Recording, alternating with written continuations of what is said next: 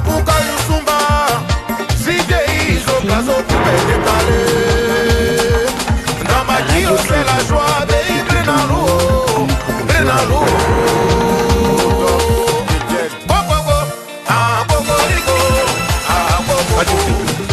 Le journal.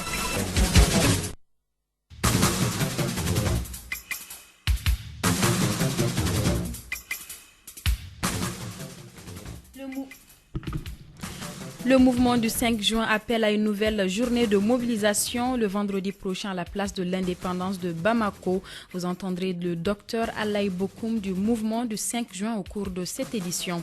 Nous avons tous l'obligation à veiller pour que l'État puisse honorer ses engagements. C'est l'appel des syndicats signataires du 15 octobre 2016 lors des meetings d'information sur l'accord conclu entre eux et le gouvernement. Voici pour vous le sommaire de cette édition.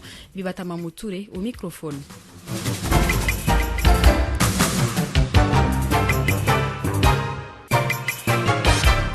Bonjour et bienvenue dans ce 13h. Poursuivons ces échanges avec les parties prenantes dans le cadre de l'apaisement de la situation politique. Le chef de l'État a reçu hier après-midi une forte délégation du M5 RFP. À l'issue de la rencontre, le chef de l'État s'est félicité de la présence de tous les membres de l'équipe stratégique du M5 et a déclaré que cette présence en soi est une victoire du Mali. Le chef de l'État a ensuite précisé qu'il a pris connaissance des doléances du M5 à travers le mémorandum qui lui a été remis.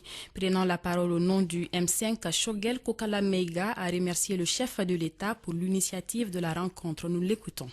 Le M5 RFP, conformément à la tradition malienne, a décidé de venir répondre à l'invitation du président de la République. Lors de cette rencontre, le M5 RFP, le président disons avant, a indiqué après les salutations d'usage au M5 RFP qu'il a pris connaissance du mémorandum que le M5 RFP lui avait transmis au préalable à travers l'imam Mahmoud Diko, qui est l'autorité morale de notre mouvement. Nous avons indiqué au nom du M5 RFP que ce document est le résultat d'une analyse approfondie de la situation de notre pays. Le président en retour nous a dit qu'il souhaite que le M5 RFP discute avec les partis qui soutiennent l'action gouvernementale, qu'on appelle généralement la majorité présidentielle. Deuxièmement, le président de la République a indiqué tous les efforts de tous les instants que l'État malien, qui lui-même font tous les jours afin d'obtenir la libération de notre frère, de notre ami, du président du FSD, Soumaïla Cissé. C'est le résumé de ce qui a été dit. Le M5 RFP a indiqué au président de la République que sa décision, c'est de discuter à l'interne et prendre ce que nous souhaitons être bien pour notre pays, pour l'avenir du Mali, afin que nous puissions retrouver le chemin de la cohésion, le chemin de l'honneur, le chemin de la dignité pour notre pays. Suite à cette rencontre, le parti Yelema, le changement à travers un communiqué qu'il a publié ce 6 juillet 2020, se dit dessus par les conclusions de la rencontre du dimanche 5 juillet 2020 entre le président de la République et les responsables du mouvement M5 RFP. Moussa Mara pour plus de précisions. Le président de la République a demandé à rencontrer le mouvement du 5 juin. Au début de la rencontre, le président a fait savoir au mouvement que leurs doléances ont été bien reçues, qu'il a du respect pour les doléances et qu'il les invite à discuter avec sa majorité. C'est là où je pense que le président a dérapé. C'est une erreur majeure. Donc quand les gens s'adressent à vous, vous leur répondez. Vous ne leur envoyez pas vers d'autres. Et sachant que cet autre interlocuteur n'a ni les moyens, ni le pouvoir de satisfaire à ces doléances, c'est simplement faire dire à vos interlocuteurs que ils peuvent circuler, il n'y a rien à voir. Vous n'avez pas de considération pour ce qu'ils ont demandé. Et résultat, c'est ce qu'il a récolté. Dès hier soir, les responsables du mouvement des 5 juin ont communiqué pour dire que le président a fait preuve de mépris. Il ne les a pas considérés. Il n'a pas compris la réalité de la situation et donc ils reviennent à leur revendication principale qui est sa propre démission à lui. Et ils demandent toute une série de manifestations qui risquent de plonger notre pays dans la déstabilisation. Donc le président est le principal et le seul responsable de ce qui se passe actuellement. À l'instant, Moussa Mara, président du parti Yelema, il a été joint par André Traoré. Le mouvement du 5 juin appelle à une nouvelle journée de mobilisation le vendredi prochain à la place de l'indépendance de Bamako.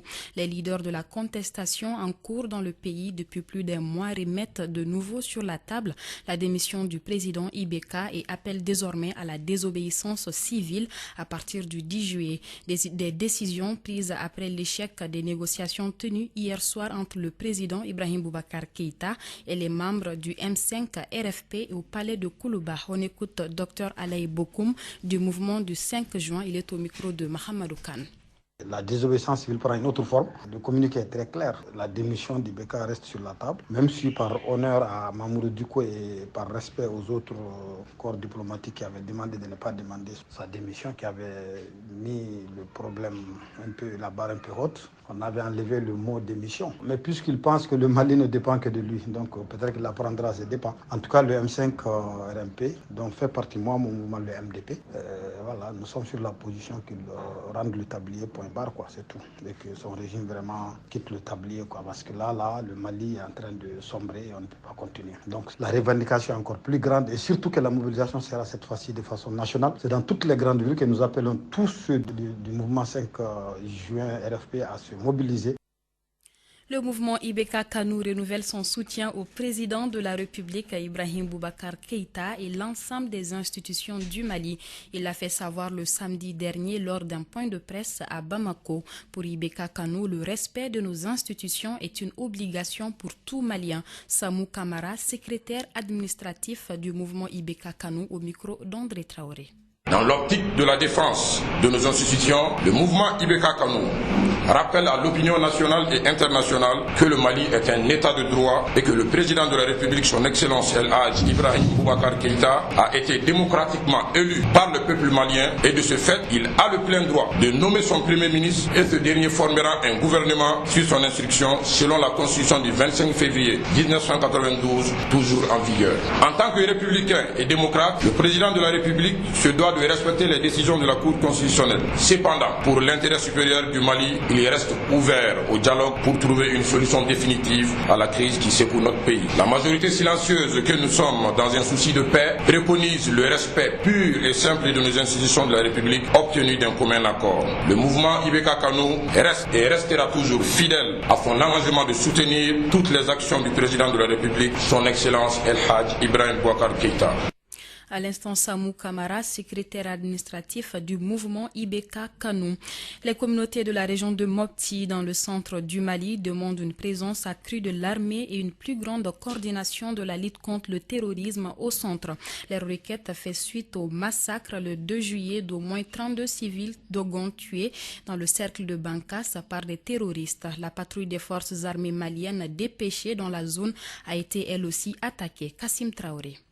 Gouari, Djimdo, Pagadougou, Djalakanda, dans le cercle de Bankas, région de Mopti, sont les localités prises pour cible dans les attaques de mercredi. Un détachement de l'armée malienne parti en renfort est tombé dans une embuscade, enregistrant 9 morts, 2 blessés et 4 véhicules incendiés. Compte tenu de cette situation que connaît le Mali en entier, et particulièrement la région de Mopti, nous souhaitons que la paix revienne au Mali. La préoccupation, c'est d'abord la sécurité. Il faut que la sécurité règne. Pour Ali Dolo, maire de Sanga, il ne s'agit nullement d'une confrontation entre Peul et Dogon. Le Peul n'est pas l'ennemi du Dogon. Le Dogon n'est pas l'ennemi du Peul. Quand on parle du Dogon, ce qui se passe au Burkina, ce n'est pas entre le Peul et le Dogon. Ce qui se passe en Centrafrique, ce n'est pas entre le Peul et le Dogon. Ce qui se passe au Niger, ce n'est pas entre le Peul et le Dogon. Donc ce n'est pas un problème Peul-Dogon. Les terroristes qui ont attaqué les 4 villages n'ont épargné personne. Certaines victimes ont été tuées dans leurs champs. Amidou Djimde, député de Koro. Ils sont en brousse, souvent à moto, 2 à moto, souvent 3 à moto. Ils viennent, ils vous trouvent en train de s'aimer, ils vous abattent comme des gibiers. Ça, c'est une situation qui nous préoccupe beaucoup. Et la forêt se trouve à la frontière Mali-Burkina. Donc dans cette forêt, ils sont très nombreux. Ces bandits sont très nombreux. Donc si les autorités parviennent à les neutraliser, en tout cas on pense que la paix peut venir. A signalé que le déplacement du Premier ministre Boubou Cissé à Bankas a été reporté pour des consultations en vue de la mise en place du nouveau gouvernement. 13h passées de 10 minutes dans le studio d'Eli Baba Sissoko, vous écoutez Clédo Info.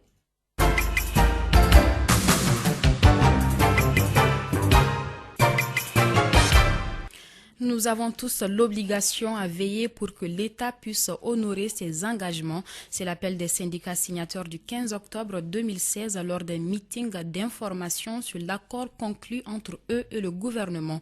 C'était dans la salle de basketball du stade Omnisport. Écoutons Adama Fomba, porte-parole des syndicats signataires du 15 octobre 2016 au micro d'Étienne Niari. Vous savez, les syndicats de l'éducation signataires du 15 octobre 2016 étaient en mouvement de grève pour demander l'application de l'article 39 de la loi 007. Le 17 juin 2020, nous avons eu un accord avec le gouvernement du Mali après l'instruction du président de la République. Donc c'est comme de coutume, vraiment, nous, après chaque sortie, après chaque grande rencontre, nous appelons, avec l'État, nous appelons les camarades vraiment pour les expliquer ce qui s'est passé. Donc l'objectif, c'est de donner tous les détails du contenu du procès verbal de conciliation et bien sûr du 17 juin. Et pour que ceci s'approprie et que l'ensemble du Mali aussi s'approprie du contenu de ce procès verbal de conciliation, afin de veiller à la mise en œuvre correcte de ce procès verbal. Dans l'accord, nous avons convenu avec le gouvernement du Mali d'appliquer la première tranche, c'est-à-dire sur les salaires du mois d'août 2020 ou plus tard les salaires du mois de septembre et avec les arriérés de 2020. En ce qui concerne les arriérés de 2019, nous avons convenu avec le gouvernement de payer ça 1 mois ou plus tard 2 mois après l'application. Donc vous conviendrez avec moi qu'il y a du travail à faire dans les mois à venir parce que nous avons tous l'obligation, et les enseignants et le peuple malien, à veiller pour que vraiment l'État puisse honorer ses engagements cette fois-ci pour éviter d'autres mouvements de grève dans notre système éducatif. Adama Fomba, porte-parole des syndicats signataires du 15 octobre 2016. Affaire Fatoumata Sango de la BDM-SA, les syndicats dénoncent la violation des tests régissant le syndicalisme au Mali dans la mutation de leur camarade Fatoumata Sango. Les responsables syndicaux étaient devant la presse le week-end dernier pour faire le point. Les détails avec Hamadounba, secrétaire général du SINABEF, au micro d'André Traoré. Nous combattons une mutation illégale qui, si ça passe, va planer sur la tête de l'ensemble des syndicalistes. Voilà ce que nous exigeons. Pas un poste pour la camarade. Ce que nous exigeons, la régularisation de la camarade mutée au moment où elle était en campagne, conformément à l'article 8 de la Convention collective des banques, assurances, établissements financiers, signé par le DG Haïdara lui-même. Et conformément à l'article 3 du Code du travail. Voilà ce que nous défendons. Il s'agit en clair de ramener au siège toutes les parties avec rang et grade et qualité égales, à minimum au moment de sa mutation. Parce que ça aussi, ça peut constituer une entrave grave à la liberté syndicale. Dégrader un syndicaliste pour faire des syndicalistes. Donc nous voulons que l'ordre soit rétabli. Voilà notre combat. De s'abstenir désormais de toute immixtion ou entrave à la liberté syndicale au sein de la BDM. Voilà notre combat. C'est ce qui met fin à cette édition. Merci à vous de l'avoir suivi. C'était une présentation de Bibata Mamotouré avec la complicité technique d'Abou Touté Touré. Restez connectés sur la 101.2 juste après. Retrouvez votre chronique Elect.